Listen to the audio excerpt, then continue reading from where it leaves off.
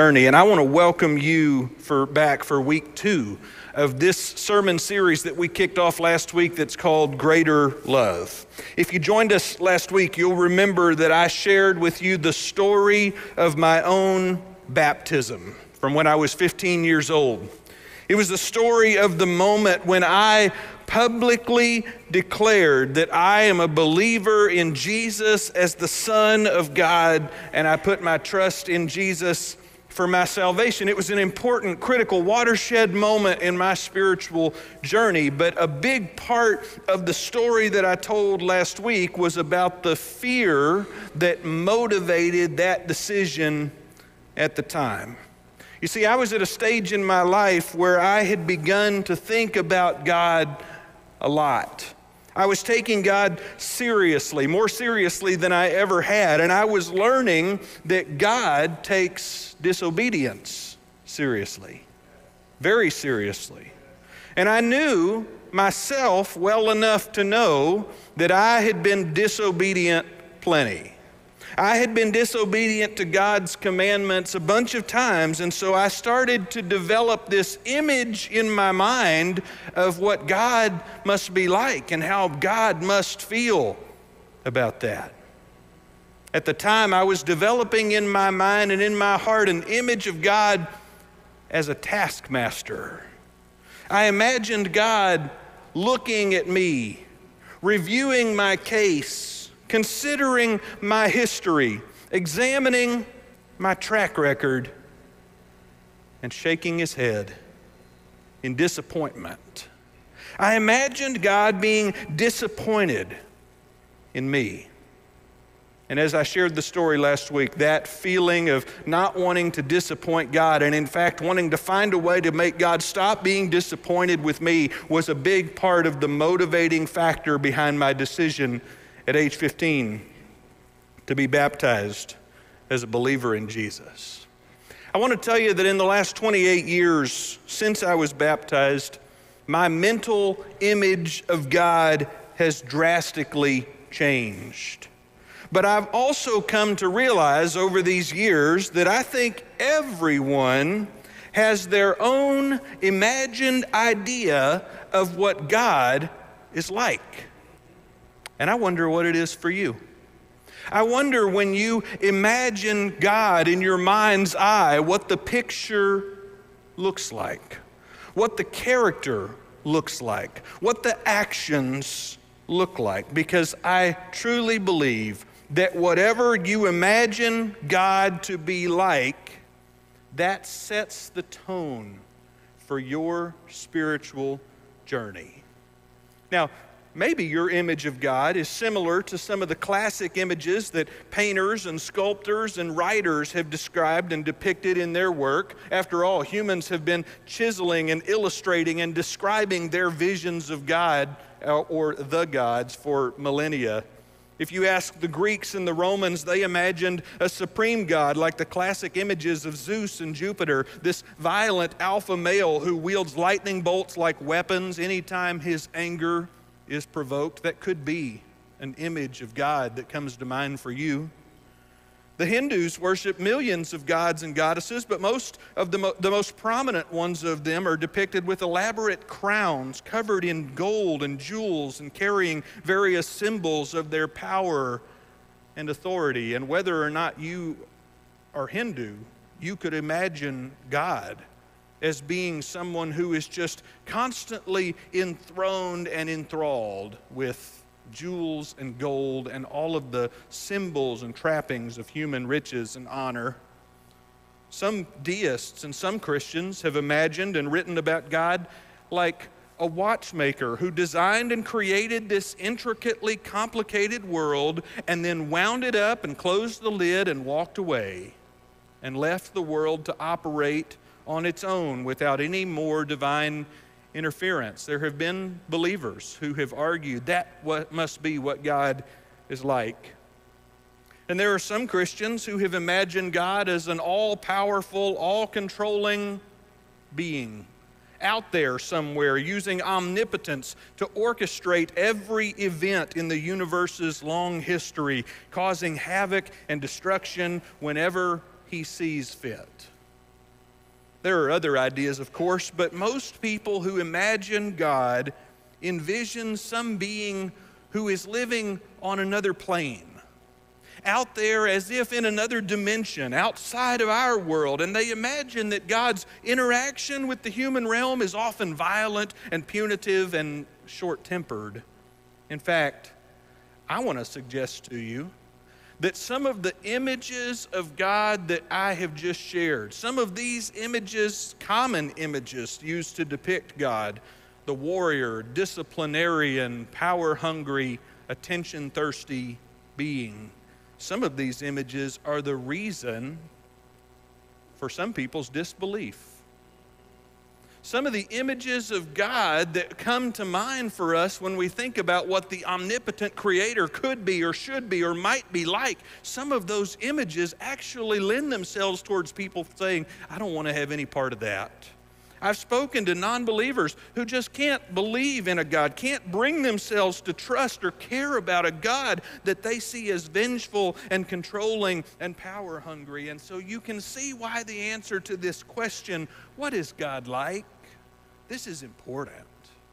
This is one of those pivotal questions, one of those forks in the road, one of those decisions that can set the tone for the direction of your spiritual journey. And I want to tell you this morning that the Christian answer to the question, what is God like? It doesn't start with thunderbolts, and it doesn't start with crown jewels.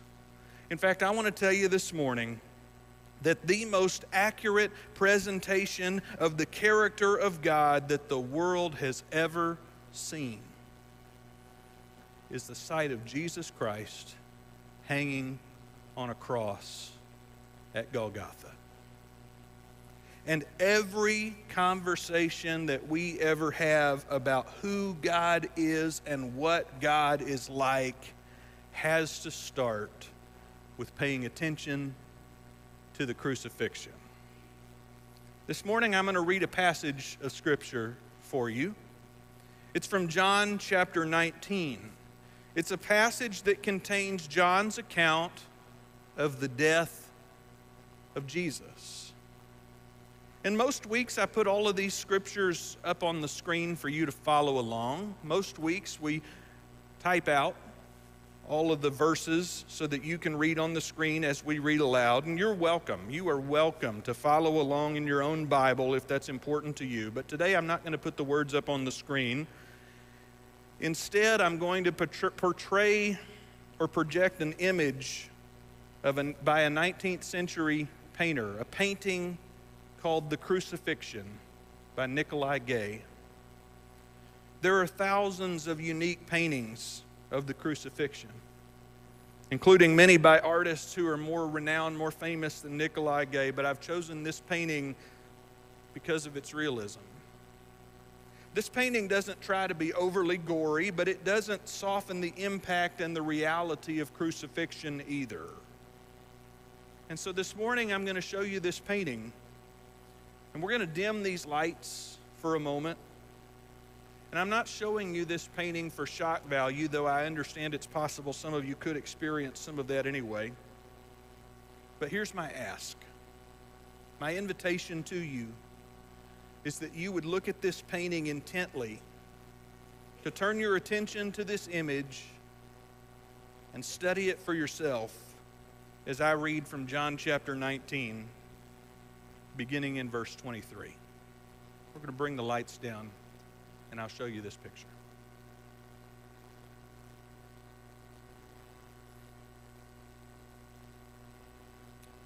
When the soldiers crucified Jesus, they took his clothes, divided them into 4 shares, one for each of them, with the undergarment remaining. This garment was seamless, woven in one piece from top to bottom. Let's not tear it, they said to one another. Let's decide by lot who will get it. This happened that the scripture might be fulfilled that said, they divided my clothes among them and cast lots for my garment. So this is what the soldiers did. Near the cross of Jesus stood his mother's sister, Mary, the wife of Clopas, and Mary Magdalene. When Jesus saw his mother there and the disciple whom he loved standing nearby, he said to her, "Woman, here is your son." And to the disciple he said, "Here is your mother." And from that time on, this disciple took her into his home. Later, knowing that everything had now been finished, and so that Scripture would be fulfilled, Jesus said,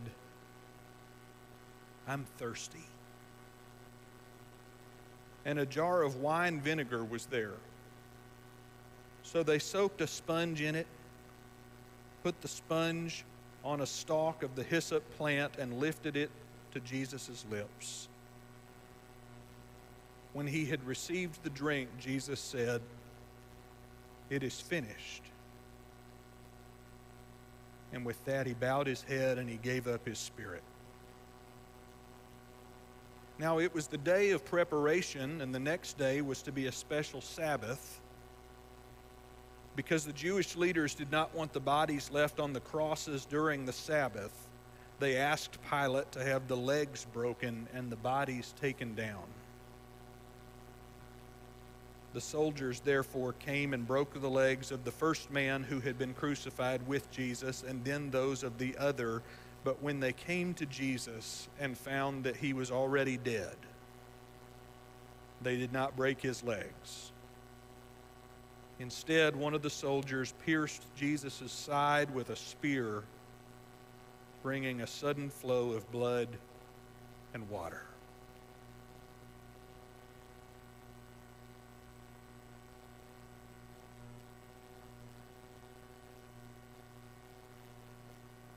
As I leave this painting on display for just a little longer,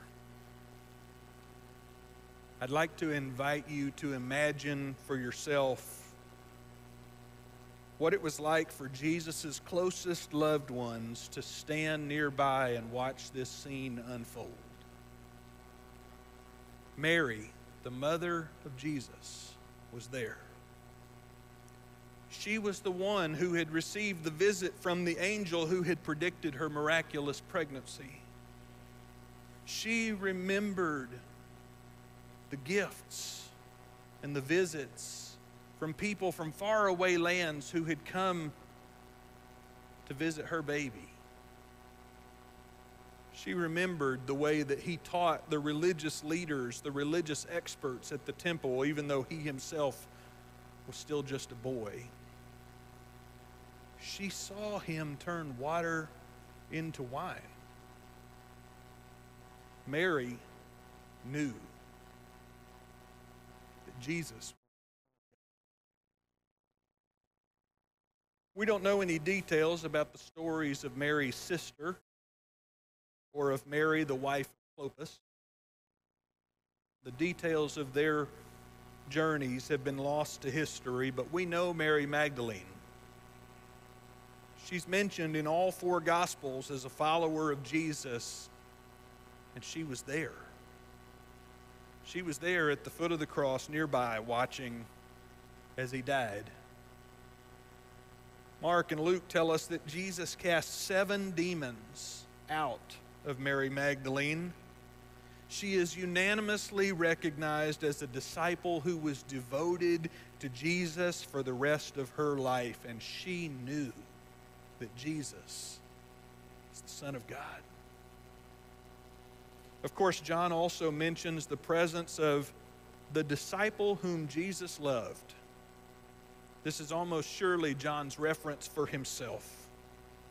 John knew Jesus from the beginnings of Jesus' ministry. He witnessed countless miracles and healings, and he heard Jesus teach. He even said, "If I tried to record everything that I saw Jesus do, surely the world wouldn't be able to contain all the books that would be written," he said. John was present at the Transfiguration at a moment on a mountaintop with just Jesus and two other disciples and John, and they heard a voice from heaven who identified Jesus as the Son of God and said, "Listen to him. This is my son. Listen to him." John knew, as well as anybody could know, John knew that Jesus was who he said he was. There were probably more disciples who were there to witness the crucifixion, but we know about these. Mary, Jesus' mother, Mary Magdalene, and John. And we know that these three disciples believed that Jesus was the Messiah. And as they watched the crucifixion, as they watched his life slip away, they watched the one that they had each come to recognize as God in the flesh receive a punishment he didn't deserve from people who didn't understand or recognize his greatness. They watched as this God in the flesh received a punishment he didn't deserve and accepted it without ever fighting back. After all the miracles that they had witnessed, after everything that they had seen and heard, they must have known that Jesus had the power to resist. They must have known that Jesus had the power to resist those who were nailing him to the cross, but they remembered the words that he had foreseen, that he had foretold about his death. In John chapter 10, Jesus said, "The reason my Father loves me is that I lay down my life only to take it up again. No one takes it from me, but I lay it down of my own accord. I have authority to lay it down and authority to take it up again." John was there in the moment just hours prior. John was there when Jesus was arrested, and he witnessed as one of his fellow disciples drew a sword and started to fight back against those authorities. And Jesus said, "Stop. Put your sword back in its place. For all who live by and draw the sword will die by the sword. Do you think," listen to this question that Jesus asked rhetorically, "do you think I cannot call on my Father and he will at once put at my disposal more than 12 legions of angels?" We used to sing a song about it, didn't we? He could have called 10,000 angels to destroy the world and set him free. Jesus' disciples, who were witnesses to the crucifixion, knew that it didn't have to be this way. They knew that it didn't have to happen like that. They knew that Jesus could have avoided this fate. They knew that Jesus could have chosen something different. But what they were only beginning to comprehend, what they were only on the cusp of understanding, and what makes the cross so difficult to comprehend for us, is that by choosing to submit to death on the cross, Jesus was proving his solidarity with all of humanity. The story of our faith says that Jesus came and became one of us. He was born into the difficulty and the challenges of human existence. Jesus knew what poverty was like.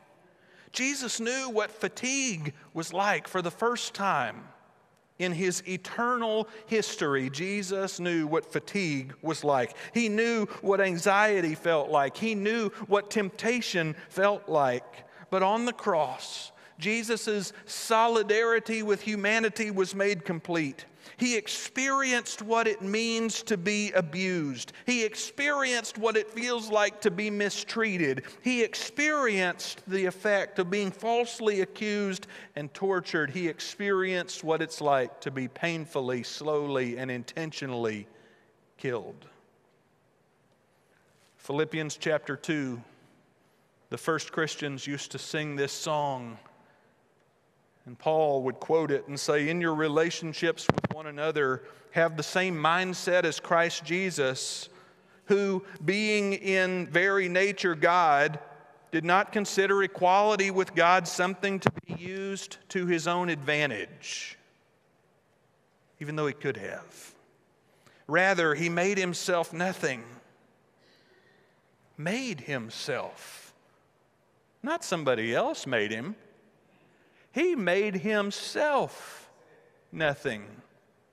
By taking the very nature of a servant, being made in human likeness, and being found in appearance as a man, he humbled himself by becoming obedient. Becoming obedient to death, even death on a cross.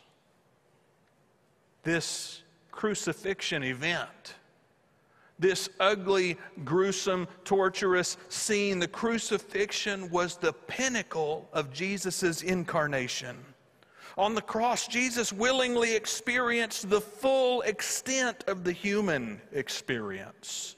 On the cross, Jesus could relate to all of the thousands of people who had been crucified before, to the two people who were being crucified alongside, and to the thousands of people who would be crucified after. On the cross, Jesus could relate to every human who has ever felt hopeless, as if God himself had forsaken them. On the cross, Jesus humbled himself in a way that nobody would have ever expected any God to humble himself. Think about it. Nobody imagines Zeus suffering at the hands of humans. Nobody dreams of Allah being subjected to ridicule and violence. Nobody envisions Brahma or Vishnu or Shiva submitting to abuse from lowly humans, and nobody imagined that for Jesus either. None of Jesus' disciples understood that he was intentionally heading to his death. When he set his face toward Jerusalem, he went there knowing what he was about to do. And when it became apparent to his followers that he was going to be killed, they wanted him to stop it. They were willing to fight for it themselves. Oh, he could have called 10,000 angels. He could have called 10,000 angels to destroy the world and set him free, but instead of calling 10,000 angels, what does our faith say? He died alone for you and for me. And I want to tell you that on the cross, in the clearest way ever, in the clearest way possible, in a way clearer than any picture, any depiction that was ever seen in the stories of the Old Testament, in a way that was clearer than the experience of the tabernacle or the temple, in a clearer way than had ever been seen before, on the cross, Jesus was showing the world what God is really like. He was showing us that God, the living God, the one true God, would rather suffer and die than kill his enemies. This is who God really is. This is what God is really like. One Swiss theologian with the best name ever, Hans Urs von Balthasar. Great name, but a serious quote you're about to get. He says, being disguised under the disfigurement of an ugly crucifixion and death, Christ upon the cross is paradoxically the clearest revelation of who God is. You can take a picture of that one. Being disguised under the disfigurement of an ugly crucifixion and death, Christ upon the cross is paradoxically the clearest revelation of who God is. He is the image of the invisible God, we believe. Jesus told his disciples, once you have seen me, you have seen the Father. Years after the crucifixion, John would reflect on the Jesus story that he had witnessed, everything he had seen and heard that culminated in this crucifixion. And John would say, for your sake and for mine as a witness, he would say, we have seen his glory. the glory of the one and only Son who came from the Father, full of grace and truth. And John knew, after all the reflection and everything he'd seen and heard, all of the moments of contemplation that he got to experience in his long life after Jesus died, John knew that this God understands our plight in a way that no other God ever could. Last month during the Super Bowl, there was a series of ads that were featured during the commercial breaks. Some of you saw the He Gets Us ad campaign. I saw back and forth argument between Christians on social media talking about the virtues and the problems with that campaign. Primarily, people wished that that money had been spent on something else. I don't have a dog in that fight. But I tell you this, the concept that a God out there could get it, that a God out there could relate, that a God out there could understand and would want to understand, that's the part that's so compelling. The idea that there's a God out there who knows what it's like to have people hate Him. He gets us. The idea that there's a God out there who knows what it's like to face criticism. He gets us. That there's a God out there who knows what it's like to be homeless, to be a refugee. He gets us. There's a God out there who knows what it's like to grieve, to lose the ones that your heart loves. There's a God out there who knows what it's like to suffer heartache that doesn't just go away. He gets us.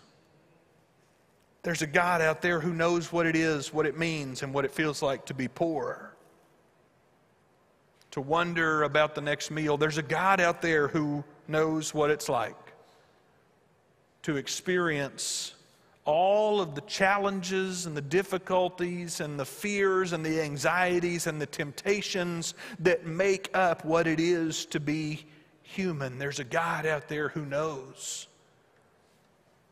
He gets us. And His getting us, His participation with us, His solidarity with us, went to the greatest length and to the fullest extent. When He hung Himself, He allowed Himself, He humbled Himself, He made Himself nothing and became obedient to death, even death on a cross. You know, one of my favorite television series of all time is an old political drama called The West Wing. It's too late. I'll spoil it for you. You know, it's been a long time. But there are two characters in that show who work together. One is an older man who's a recovering alcoholic, and another, a younger man who has recently, in the episode that I'm referring to, has recently experienced a severe trauma, and in the efforts to cope with that trauma, he's found himself turning to drink and finding that his drinking is becoming a problem.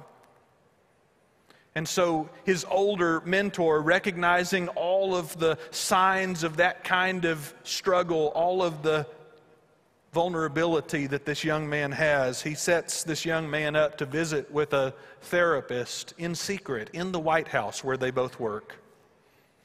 And after coming out of that late night therapist's meeting, this young man finds his mentor waiting for him in the lobby.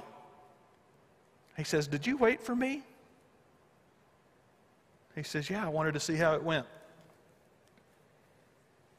And they make some jokes together, but then the young man says, "You know, the truth is, I didn't cut my hand on a window like I told you I did." He says, "I cut my hand on a broken whiskey glass." And then his mentor tells this story. He says, this guy's walking down a street when he falls in a hole. And the walls are so steep he can't get out, and a doctor passes by, and the guy shouts up, "Hey, you up there, can you help me out?" And the doctor writes a prescription and throws it down in the hole and moves on. And then a priest comes along, and the guy shouts up, "Hey, Father, I'm down in this hole, can you help me out?" And the priest writes down a prayer and throws it down in the hole and moves on. And then a friend walks by. "Hey, Joe, I'm down here in this hole.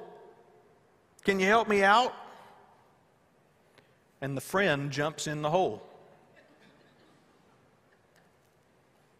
And the first guy says, "Are you crazy? Now we're both stuck down here." And the friend says, "Yeah, but I've been down here before and I know the way out."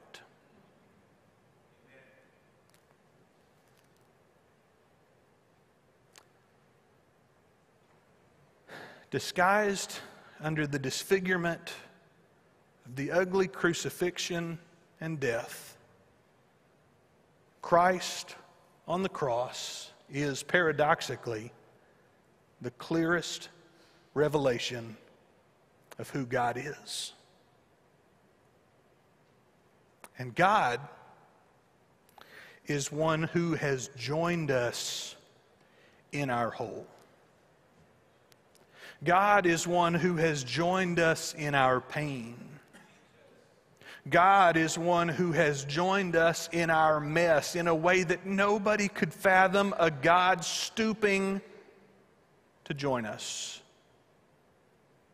God is one who has shown solidarity with those who were in the process of rejecting Him. "Father, forgive them," He said, "for they don't know what they're doing." God is one who knows what it's like to feel God forsaken. And God did it for us. And we have to talk about this. We have to keep this in front of ourselves, and we have to have this conversation. The reason it's so important for us to talk about this is because what you think was happening at the cross shapes what you think about God. What you think was happening at the cross shapes what you think about God. And if you think that God was doing something to Jesus on the cross, then your picture of God will probably include some thunderbolts and some vindictiveness. But if you recognize that when Jesus hung on the cross, that's God.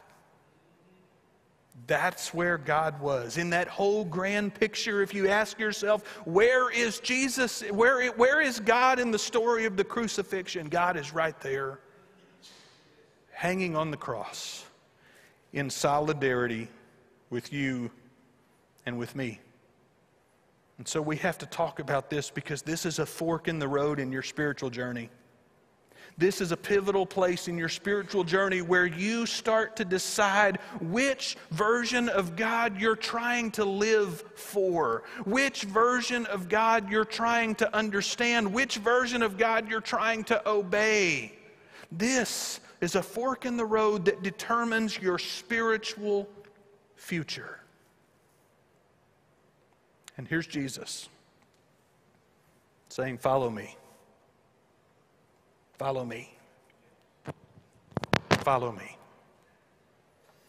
The story of Jesus is a story of God's identifying, relating, and connecting with us. And it all happened because of God's initiative, because of God's love, and it was God's pleasure.